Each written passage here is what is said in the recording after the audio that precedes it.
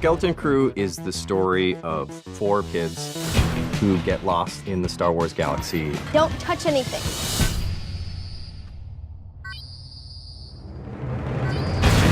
And have to find their way home.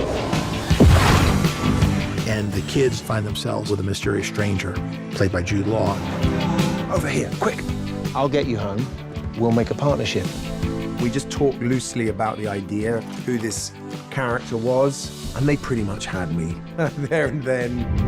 There's something about it when he plays against kids that's just like really special and really funny.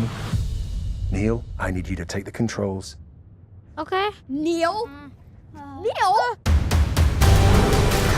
I grew up in the middle of nowhere, and the adventures that were in our heads were the adventures that we had seen in movies, like in Goonies. And we tried to capture that, but also instill it with a sense of danger. What did you do?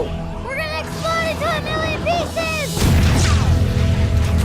I had worked with John Watts on all 3 Spider-Man films. I knew him as a filmmaker before I knew him as a collaborator. And we're so lucky to have the group of directors that we have that are stepping into Star Wars because they want to play in this world.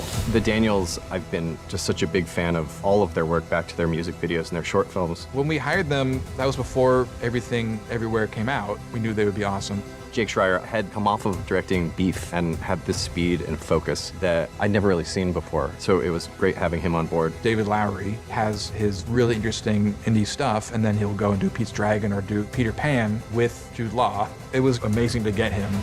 And then Bryce, I've known since NYU. She's the pro. She's done episodes of Mandalorian. She gets it. She knows how to make it fun and make everyone be part of the process. She's amazing. Isaac, he had not only done Mandalorian, but Twisters. And Minari is one of the most beautiful coming-of-age stories that I've ever seen. We're lost. Really lost. Stay together. We just need some directions home. Come on, kids. Pay up. I've worked with aliens on this, and creatures with 3 heads and 6 eyes, and children, and it's been a blast.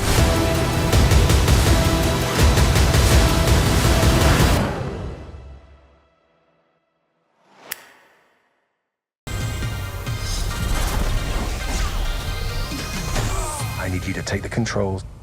Okay. So I first discovered Star Wars when the first film was released in the cinemas. I remember it just blowing my tiny mind. I'd never seen anything like it. From there on, running around my yard or schoolyard and arguing over who'd be Han and who'd be Luke was just a big part of my childhood. I always wanted to be Han. Yes, I bet you have. Well, depended. I probably wanted to be Vader sometimes as well, knowing me. If that is your destiny. My dad knows everything there is to know about Star Wars, pretty much. Like, when I got the script for the first time, they like sent it over.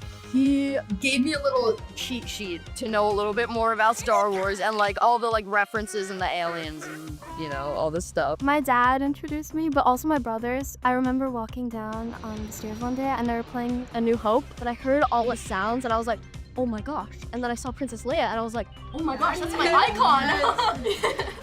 That's right. My dad's favorite movie of all time is A New Hope. And I remember him just showing me all the movies and I just remember really liking them. And then I also remember him like taking me to the theaters to go see, I think like Force Awakens, Rise.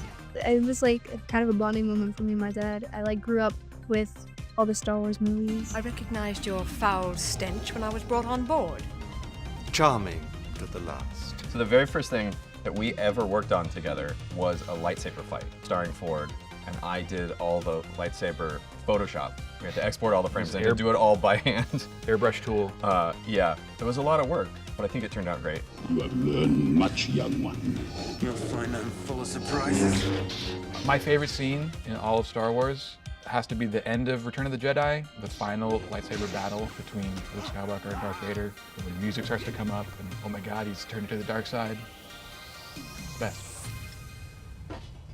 I'll never turn to the dark side. To be invited to be a part of this universe was just a true thrill. You know, there's something to be said for the play acting as a child, assuming roles, running around, wanting to be space pirates or saviors in that world was a leap of the imagination, which is really at the heart of what my job is. And so becoming an actor and then being asked to be an actor in that universe is like a beautiful full circle. It still feels really weird. It still doesn't really feel real. It's really exciting. I loved the script when I read it for the first time. It's such a nice story. It was different to see this kind of story in Star Wars too. I think it's really nice how it kind of changes.